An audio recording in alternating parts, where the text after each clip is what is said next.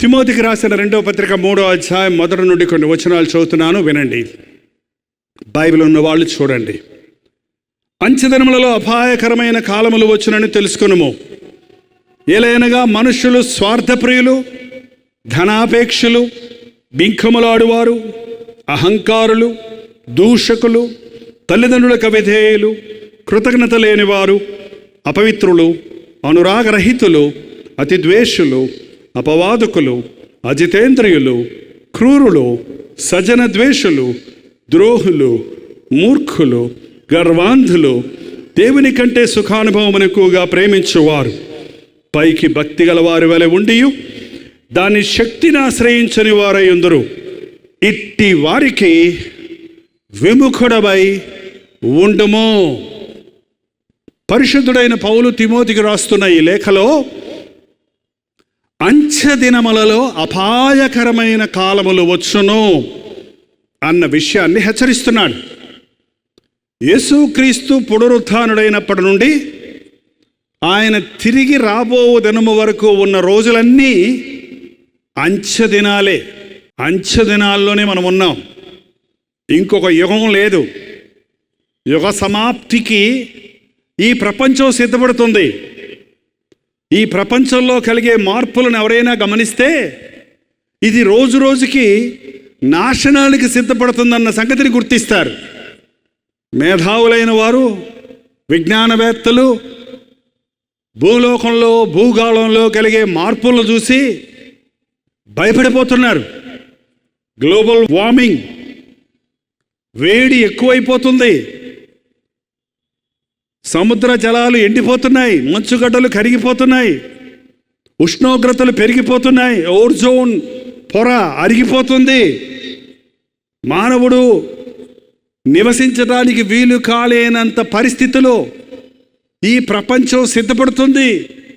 గాలి చెడిపోయింది, నీరు చెడిపోయింది, వాతావరణం చెడిపోయింది. ఢిల్లీ లాంటి కాస్మోపాలిటన్ సిటీస్లో కార్లు అన్నీ తీసుకెళ్ళడానికి లేదండి. కారు ఉన్నా కూడా రోజు రోజే తీసుకెళ్లాలంట.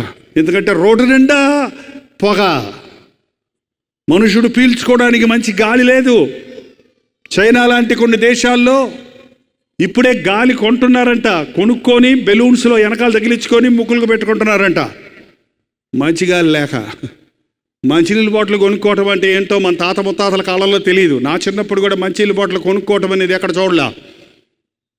ఎక్కడ పడితే అక్కడ నీళ్ళు ఉంటాయి. ఏ నీళ్ళు తాగినా ఏ జబ్బు రాదు.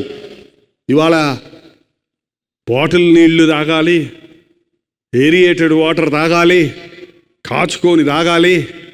ఏమండి, నీళ్ళ బాటిల్ కొనుక్కుంటే బాటిల్ నీళ్లు బెందెలు కొనుక్కొని తాగవలసిన పరిస్థితి వచ్చింది. 3 వంతులు నీళ్లు, 1 వంతు భూమి పెట్టాడు దేవుడు. అందుకే కానీ అది పాడు చేసి మానవుడు భూలోకమంతా నాశనానికి సిద్ధపడుతుంది. అంతేకాదు, ప్రకృతి పాడవటమే కాదు, మనుష్యుడు విపరీతముగా పాడైపోతున్నాడు. ఈ భూమి యొక్క అంతం ఆసన్నమైంది. ప్రభువు రాకడ ఆసన్నమైంది. కాబట్టి దేవుడు పౌలు విశ్వాసులకు అలనాటి సంఘానికి చెప్పిన బోధ, అపాయకరమైన దినాలు వస్తాయి, జాగ్రత్త. మనుషులు ఇలాంటి విపరీతమైన పరిస్థితుల్లో ఉంటారు, జాగ్రత్త. ఇట్టి వారికి నీవు విముఖుడవై ఉండు. ఈ లోకంలో ఉన్నప్పటికీ మనం లోకంతో కలిసిపోకూడదండి. యేసుక్రీస్తుని నమ్మిన తర్వాత నీవు దేవుని రాజ్య వారసుడు అయ్యావు. సాతాను బిడ్డగా ఉన్న నీవు దేవుని బిడ్డవయ్యావు. దేవుని బిడ్డవైన తర్వాత దేవుని చిత్తానుసారమైన జీవితాన్ని నువ్వు జీవించాలి. మీ పరలోకపు తండ్రి పరిశుద్ధుడై ఉన్నట్టుగా మీరును సమస్త ప్రవర్తనలో పరిశుద్ధులై ఉండాలని బైబిల్ చెప్తూ ఉంది. ఈ అంచె దినాల్లో మనుషుడు చూడండి ఎలాగవుతున్నాడు. ఎలాగనగా మనుషులు స్వార్థప్రియులు. మనుషుడే ఎలా తయారవుతారండి? స్వార్థం. నాకేమొస్తుంది, కొట్టుకెళ్ళి కొన్ని సరుకులు తీసుకురామ్మా అని మీ బిడ్డకు చెప్పండి, నాకు ఎంత ఇస్తావు అని అడుగుద్ది. అమ్మా, నేను కన్నానే, పెంచానే, అయితే నాకు ఎంత ఇస్తావు చెప్పు. ఇటువంటి లోకంలో ఎక్కడ చూసినా మనుషుడు స్వార్థం. మీకు తెలుసండి, మేము సభలు జరిపించినప్పుడు కనీసం ఈ సభల కొరకు పెట్టిన ఖర్చులు కూడా మాకు రావడం లేదు. పుస్తకాలు సీడీలు అమ్మిన డబ్బులు కూడా ఇక్కడే కట్టి వెళ్ళిపోతాం. మీరు ఎప్పుడో టీవీ ప్రోగ్రామ్ కానీ ఇచ్చిన డబ్బులు కూడా ఇప్పుడే ఇక్కడే కట్టి వెళ్ళిపోతాం మేము. ఈ మధ్య ఒక్కోసారి నాకు ఆలోచన వస్తుంది, ఏం లాభం ఇన్ని మీటింగ్లు పెట్టి, ఏం లాభం ఏంటండి? ఉచితముగా సువార్తను ప్రకటించడమే నాకు లాభం. అయ్యో, సువార్తను ప్రకటించిన నాకు శ్రమ. ఈ రోజున ఏది చేసినా వ్యాపార సరళిలో చేస్తున్నారండి. క్రైస్తవ సేవలు కూడా ఆ స్థితికి దిగజారిపోవటం ఎంతో విచారకరమైన విషయం. ఫండ్ ఎలాగ రైజ్ చేయాలా అనే ఆశే కానీ ఆత్మలను ఎలాగో లోతుగా నడిపించాలా, రక్షణను నడిపించాలా అనే ఆరాటం లేదు. మనుషుడు స్వార్థప్రియుడైపోయాడు. మీ ఇంట్లో చూడండి, భార్యాభర్తలు ఇంతకుముందు ఒకే బీరువా అమ్మేవారండి. ఇప్పుడు బీరువాకి 2 తలుపులు ఉంటాయండి. మీరు ఎప్పుడన్నా కొన్నారో లేదో? 2 తలుపులు, 2 పక్కల తాళాలు ఉంటాయి. ఎందుకు? భార్య అన్ని ఇందుకు పెట్టుకొని తాళం వేసుకోండి ఇందులో పెట్టుకుంటుంది, భర్త అటుపక్క పెట్టుకొని తాళం వేసుకొని అటు పెట్టుకుంటాడు. నా డబ్బులు అయిపోయినాయి, నీ డబ్బులు ఇవ్వా అని అడుగుతాడు. నీ డబ్బులేంటి, నా డబ్బులేంటి? వివాహ సమయంలో పాస్టర్ గారు చెప్తారు, ఇక మీదట నాకున్న దానిలో సగం హక్కు నీకు ఇస్తున్నాను అని. భార్యాభర్తలు ఏక శరీరమై ఉంటారని. కానీ ఈ రోజున స్వార్థపరులు, భార్యాభర్తలు స్వార్థపరులు. ఆయన శుభ్రంగా బిర్యానీ తినేసి వచ్చేస్తాడు, ఇంటికి వచ్చి వంకాయ కూర అయినా అని భార్యను తిడతాడే కానీ నేను తినొచ్చానమ్మా నీకు కూడా తెచ్చాను అంటాడా? అండవు. స్వార్థం. నేను బతకాలి, నేను సంపాదించుకోవాలి, నేను మెప్పుని పొందాలి అనే స్వార్థం ఈ రోజున చూస్తున్నాం. యేసుక్రీస్తును నమ్మిన వారు స్వార్థప్రియులుగా ఉండరు, నిస్వార్థప్రియులుగా ఉంటారు. యేసుక్రీస్తు ఇవ్వటం నేర్పించాడు కానీ పుచ్చుకోవటం నేర్పించలేదు. నేను ఏం లాభం నాకు వస్తుందా అని కాదు, నేను ఏ రీతిగా నేను ఇతరులకు సహాయపడగలనా అనే ఆశ కలిగిన వాడిగా ఉంటాడు. కాబట్టి సువార్తను ప్రకటించినప్పుడు ఈ రోజున అనేక మంది త్యాగమూర్తులు, విశ్వాసపరులు సిద్ధమవుతున్నారు. జాగ్రత్త, మీలోనికి స్వార్థం వస్తుందంటే డబ్బు విషయం కానీ, అధికార విషయం కానీ, లావాదేవీల విషయం కానీ, నీవు స్వార్థాన్ని ప్రేమించే వ్యక్తిగా ఉన్నావంటే నీవు క్రీస్తుకు సంబంధించిన వాడివి కాదు. మనుషులు స్వార్థప్రియులు, ధనాపేక్షులు. ధనాపేక్ష, డబ్బు డబ్బు డబ్బు డబ్బు డబ్బు డబ్బు డబ్బు. వాళ్ళు ఏది మాట్లాడినా మనుషులు మాట్లాడేది ఏంటంటే డబ్బు. పెళ్ళి అన్నామనుకోండి, ఎంత ఇస్తారు అని అడుగుతాడు. అంటే ఎంత ఖర్చు పెడతారు అని అడుగుతారు. ఏంటంటే ఏది లింక్ పెట్టినా డబ్బుకే, ఏ పని చేసినా డబ్బే. అవునండి, డబ్బులు లేకపోతే లోకంలో ఎలా బతుకుతాం? నిజమే, ఈ లోకంలో జీవించడానికి ధనం అవసరం. కానీ మనం బ్రతికేది డబ్బు కోసం కాదు. మన పని మనం కష్టపడి చేసుకుంటే, మన వ్యాపారాన్ని మనం కష్టపడి చేసుకుంటే, మన యొక్క ఉద్యోగాన్ని మనం కష్టపడి చేస్తే దేవుడు అన్నాడు, నీ కష్టార్జితాన్ని నేను ఆశీర్వదిస్తాను. కానీ ఈ రోజున ఎంతమంది అధికారులు, ఆఫీసర్లు లంచాలకు బానిసలవుతున్నారు, ఎంతమంది రాజకీయవేత్తలు కుంభకోణాలు చేస్తున్నారు. మనం రోజు న్యూస్లో వింటుంటాం, చూస్తుంటాం, చదువుతుంటాం. మనుషుడు స్వార్థప్రియుడైపోయాడు. ధనాపేక్ష, ధనంతో ముడివేస్తున్నాడు. మా నాన్నగారు ఒక డెప్యూటీ ఎగ్జిక్యూటివ్ ఇంజనీర్గా పనిచేశారండి. ఈ నెల్లూరులోనే పనిచేశారు. కాకినాడ నుంచి ఇక్కడ ట్రాన్స్ఫర్ అయ్యి వచ్చి ఇంచుమించు 8 సంవత్సరాలు 9 సంవత్సరాలు ఈ నెల్లూరు పట్టణంలో ఉన్నారు. ఆయన ఒక డెప్యూటీ ఎగ్జిక్యూటివ్ ఇంజనీర్గా సోమశిల ప్రాజెక్టులో, తర్వాత INPDలో. ఇక్కడ ఆయన మారు మనసు పొందకముందు భయంకరమైన లంచగొండి. చాలా ఈస్ట్ వెస్ట్ గోదావరిలో ఆ పెద్ద పెద్ద రైతులకు నీళ్లు వదిలిపెడితే లంచాలు వచ్చాయి. మా ఇంటిలో మేము చిన్నపిల్లలప్పుడు లంచం డబ్బులు కుప్పలు కుప్పలు ఉంటాయి. వాళ్ళు ఇచ్చినటువంటి ధాన్యం, బియ్యం బస్తాలు, బెల్లం బట్టలు, అరటికెలలు, సపోటా పళ్ళు ఏమైనా సరే, 4 గేదెల పాడు, 4 లస్కర్లు అన్నీ, ఒక కారు, ఒక జీపు, ఒక పెద్ద బిల్డింగ్, పెద్ద మేడ మీద ఉండేవాళ్ళం. అన్నీ ఉండే. మోసంతో, అన్యాయంతో సంపాదించిన డబ్బులు, అటదిడ్డంగా సంపాదించిన డబ్బులు ఎన్నో ఉండే. కానీ ఏముండేది కదా తెలుసండి మీకు? తెలీదని చెప్పండి. తెలుసా? సమాధానం లేదు. 8 మంది పిల్లలు మేము. వాడు విరోచనాలు, వాడు వచ్చేటాడు వీడికి వాంతులు, వాడు వచ్చేటాడికి ఇంకో దానికి జ్వరం, హాస్పిటల్, మందులు హాస్పిటల్. మా అమ్మ నాన్నకు పడేది కాదు, ఎప్పుడు గొడవలు, దెబ్బలాట్లు. మా నాన్నకి కట్టలు లంచం వస్తే నేరుగా క్లబ్కి వెళ్ళేవాడు. రాత్రి అంతా అది అయ్యేదాకా క్లబ్లో చీట్ల ప్యాక్ అడిగి, ఆ యొక్క తాగేసి అర్ధరాత్రులు తెచ్చి జీపులో ఇంట్లో పడేసేవారు. ఎందుకు డబ్బు? మౌన మనసు లేదు. దేవుడు అద్భుతంగా మా నాన్నను రక్షించాడు. సమాధానం లేక కాకినాడలో ఆ సముద్రంలో పడి చచ్చిపోదామని వెళ్తున్నప్పుడు ఇలాంటి ఒక క్రైస్తవ మీటింగ్ చూశాడు.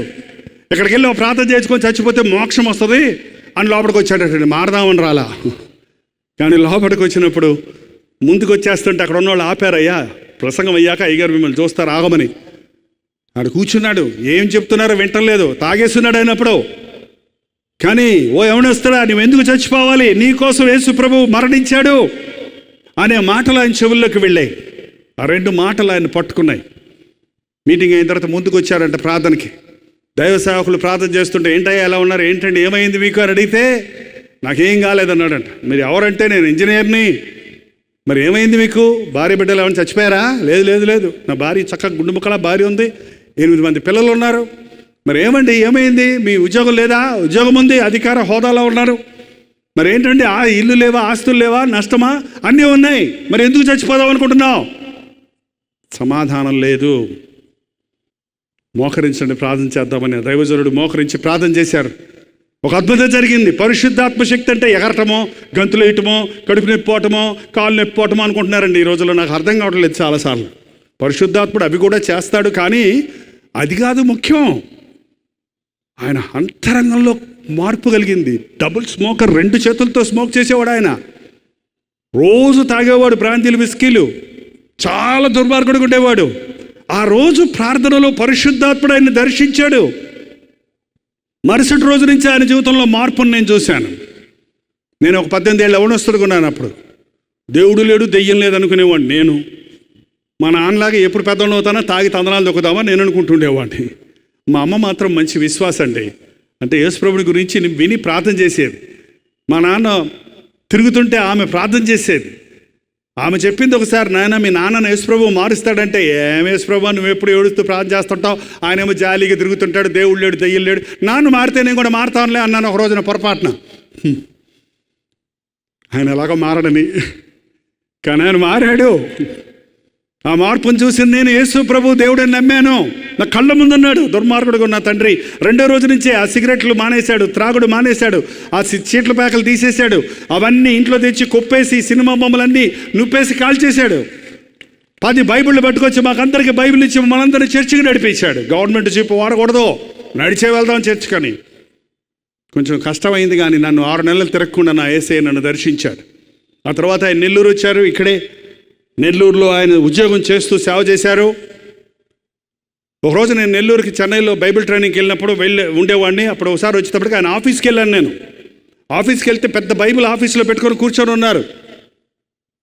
ఒక బిల్డరో కాంట్రాక్టరో వచ్చాడు ఒక ఆయన. ఆయన ఏదో డబ్బు లంచం తీసి ఇవ్వబోతున్నాడు. నేను పక్కన కూర్చొని ఉన్నాను. నేను ఏంటంటే మా నాన్నగారు ఇలా కానుకిస్తూ, ఆయన డబ్బు కానుక కాదు, అది ఏంటది లంచం ఇస్తుంటాడు. నేను యేసుప్రభుని నమ్ముకున్నానండి, లంచం పుచ్చుకోనని బైబిల్ చూపించి మరీ చెబుతున్నాడు ఆయనతోటి. దానిదే ఉందండి, మీ జూనియర్ ఇంజనీర్ కూడా క్రైస్తవుడే, ఆయనకి ఇచ్చే వచ్చానండి, మీకు తెచ్చానండి అంటే,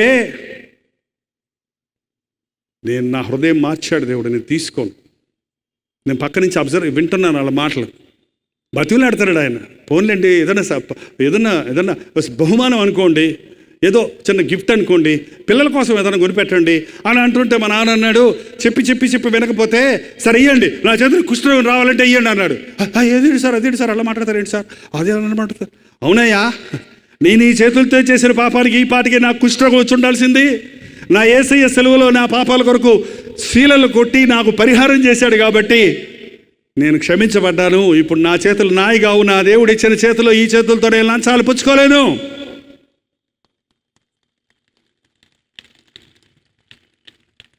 మన అధికారులు, ఆఫీసర్లు అందరూ ఇలా మారితే మన భారతదేశం ఎక్కడ ఉంటుందండి?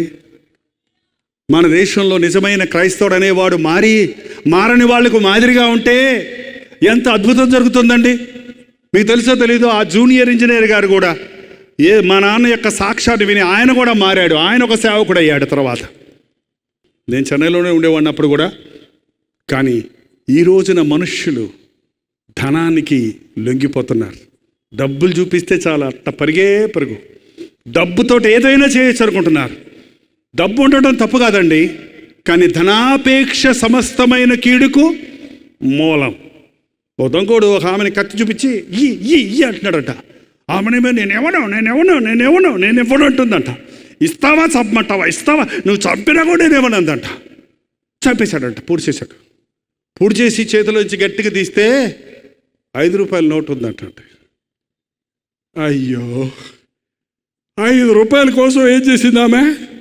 ప్రాణం పోకూడదు. ధనాపేక్ష అంటే నువ్వు కోట్ల కోసం ఆశ కాదు, నీవు చిన్న డబ్బునైనా వదిలిపెట్టలేకుండా డబ్బు కోసం ప్రాణాలకు కూడా ఇవ్వడానికి సిద్ధపడుతున్నావంటే, డబ్బు కోసం ఏమైనా చేయడానికి సిద్ధపడుతున్నావంటే అది ఎంత భయంకరమండి. నిన్నో మొన్న న్యూస్లో వచ్చింది, ఎడ్ల బండి కోసం అంట కుమారుడు తండ్రిని రోకల బండితో కొట్టి చంపాడటండి. ఇదేమన్నా అర్థమవుతుందా మీకు?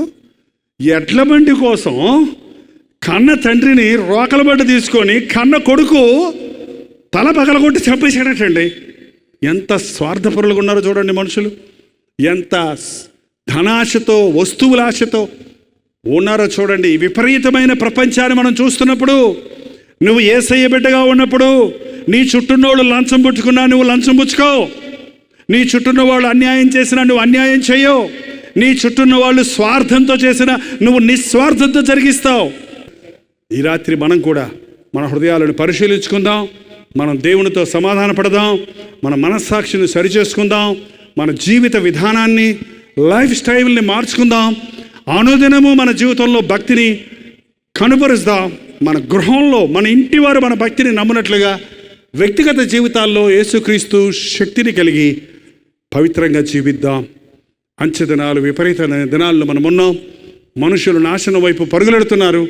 ఇట్టి రాజ్యంలో దేవుని కొరకు మనం జీవించాలని, దేవుని సాక్షులుగా మనం బ్రతకాలని, అట్టి వారికి విముఖులమై యేసు ప్రభు పక్షంలో మనం ఉండి ప్రభువును మహిమపరిచేవారికి ఉండాలని ప్రభు ఆశిస్తున్నాడు. దయచేసి లేచి నిలబడండి, ప్రార్థనతో కూడికను ముగించుకుందాం. ప్రార్థన.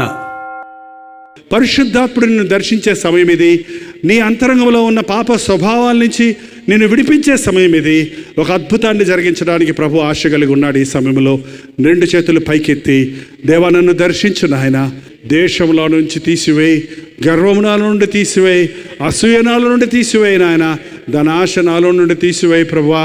నువ్వు నాకు కావాలి యేసయ్యా, నీ కృప నాకు కావాలి నాయన అని నోరు తెరిచి ప్రతి ఒక్కరు ప్రార్థన చేద్దాం. కొద్ది క్షణాల్లో పరిశుద్ధాత్ముడు ఒక కార్యాన్ని జరిగించినట్లుగా మన హృదయాలు తెరిచి దేవునితో మాట్లాడదాం. ఈ రాత్రి నా జీవితాన్ని ప్రభువుకు అప్పగించుకుంటున్నాను. ఈ రోజు నుంచి నేను ప్రభు బిడ్డగా బ్రతకాలనుకుంటున్నాను.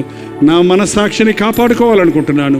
నా దేహాన్ని దేవాలయంగా ఉంచుకుంటానికి నాకు దేవుడి శక్తిని ఇవ్వాలని నాయన, నీ ఆత్మలో నన్ను నింపు నాయన, నీ పరిశుద్ధాత్మల శక్తి నాకు దయచేయి అన్నవారు దయచేసి మీ కుడి చేతి చూపించండి. ఒక ప్రత్యేకమైన ప్రార్థన చేసి ఈ సభను ముగించుకుంటున్నాం. పరిశుద్ధ, ఒక్కసారి నీ బిడ్డలను చూడు నాయన. చేతులెత్తి, నా దేవా నీ సాక్షిగా నేను బ్రతుకుతాను, నా దేవా ఇదిగో నా జీవితం నీకు సమర్పించుకుంటున్నానన్న నీ బిడ్డలు నీవు అంగీకరించు నాయన. నీ ఆత్మతో అభిషేకించుము నాయన. పాపమును జయించే శక్తిని దయచేయి నాయన. నిన్ను ప్రేమించే కృపను నీవు అనుగ్రహించు నాయన. ఈ లోకంలో ఉన్నవారు ఎలా జీవించినా, విశాల మార్గములో ఎంతమంది ఎలా పోతున్నా, యేసయ్య మార్గములో, ఇరుకు మార్గములో పోటానికి పోరాడే జనంగా మేము ఉండడానికి సహాయం చేయము.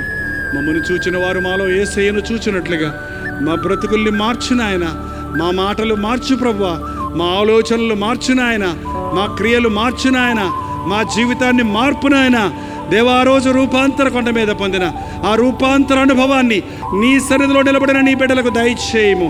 ఇక నువ్వు జీవించేవాడను నేను కాను, క్రీస్తే నా యందు జీవిస్తున్నాడన్న మాటతో ఇక్కడి నుండి వెళ్ళడానికి నీ చిత్తమైతే, నీ రాకడ ఆలస్యమైతే మరింతగా నీ సన్నిధి కొరకు మేము సిద్ధపడినట్లుగా నీ కృపలు దయచేయము. యేసు క్రీస్తు నామములో అడుగుచున్నాము తండ్రి. మన తండ్రి అయిన దేవుని యొక్క ప్రేమయు, కుమారుడైన క్రీస్తు యొక్క కృపయు, ఆదరణకర్త అయిన పరిశుద్ధాత్మ యొక్క సహవాసమును కుడి వచ్చిన మనందరికీ ఇప్పుడును సదాకాలమును తోడై ఉండును గాక. ఆమేన్, ఆమేన్, ఆమేన్. సమస్యల్లో ఉన్నారా? సమాధానం లేని స్థితిలో ఉన్నారా? ఆదరణ లేని స్థితిలో ఉన్నారా? వ్యాధులతో సతమతమవుతున్నారా? కోర్టు కేసుల్లో చిక్కుని ఉన్నారా? అనవసరమైన నిందలు భరించలేక ఆత్మహత్య చేసుకుందాం అనుకుంటున్నారా? కృంగిన స్థితిలో ఉన్నారా? తీరని వ్యాధిలో ఉన్నారా? ఆర్థిక ఇబ్బందుల్లో ఉన్నారా? యేసుక్రీస్తు మిమ్మల్ని ప్రేమిస్తున్నాడు. మిమ్మల్ని దీవించాలని, మిమ్మల్ని ఆశీర్వదించాలని, విడిపించాలని ఆశిస్తున్నాడని నమ్మండి. ఆయన మన అవసరతలన్నీ తీర్చడం కోసమే తన రక్తాన్ని మన కొరకు చిందించాడు. ఆయన నామంలో పాప క్షమాపణ ఉన్నది. ఆయన రక్తము ద్వారా మనకు శుద్ధీకరణ ఉన్నది. ఈరోజే యేసుక్రీస్తునందు విశ్వాసం ఉంచి ప్రార్థించండి. మీ సమస్యలన్నిటి నుంచి ఆయన విడిపించడానికి సమర్థుడని విశ్వసించండి. మీ పక్షంలో మేము ప్రార్థించాలని ఆశిస్తే మీ పేరు, చిరునామా వివరాలతో పాటు మీ ప్రార్థనా అవసరాలు మాకు తెలియచేయండి. మీ పక్షంలో విజ్ఞాపన చేయడానికి మేము ఎప్పుడు సిద్ధంగా ఉన్నాం. ఈ కింద ఉన్నటువంటి ఫోన్ నెంబర్లకు మీరు వాట్సాప్ మెసేజ్ పంపించవచ్చు. వాటిని పరిశీలించి ప్రభు సన్నిధిలో మీకోసం విజ్ఞాపన చేస్తున్నాం.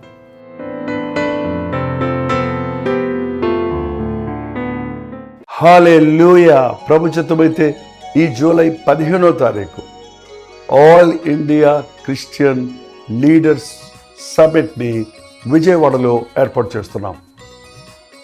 ఉదయం 10 గంటల నుంచి సాయంత్రం 5 గంటల వరకు ఒకే సెషన్గా ఉన్న ఈ ఆల్ ఇండియా క్రిస్టియన్ లీడర్స్ సమ్మిట్లో దైవజనులు, పాస్టర్సు, ఇవాంజలిస్టు, పరిచర్య పిలుపున్నవారు, సేవలో ముమ్మరంగా ఉన్నవారు మాత్రమే ఆహ్వానితులు.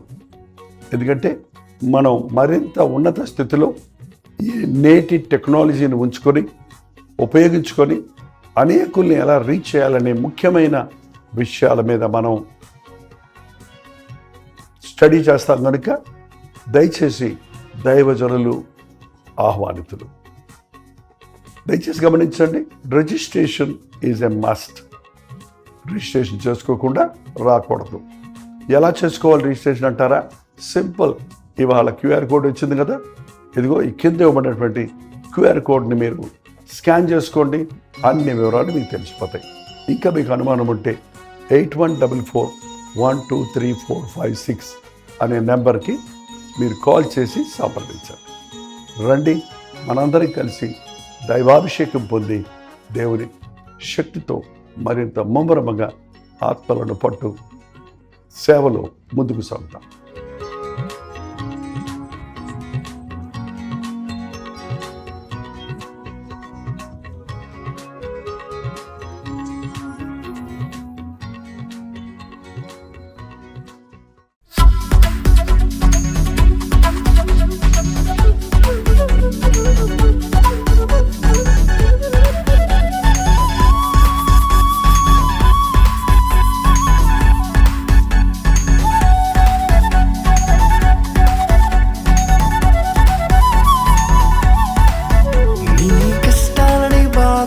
శ్రమలన్నీ తీర్చే అనాథుడు యేసే. నీ కష్టాలని బాధలన్నీ శ్రమలన్నీ తీర్చే అనాథుడు యేసే. ఆది నుండి ఉన్నవాడు ఆ దేవుడు, అద్భుతాలు చేసేవాడు నా యేసుడు. ఆది నుండి ఉన్నవాడు ఆ దేవుడు, అద్భుతాలు చేసేవాడు నా యేసుడు.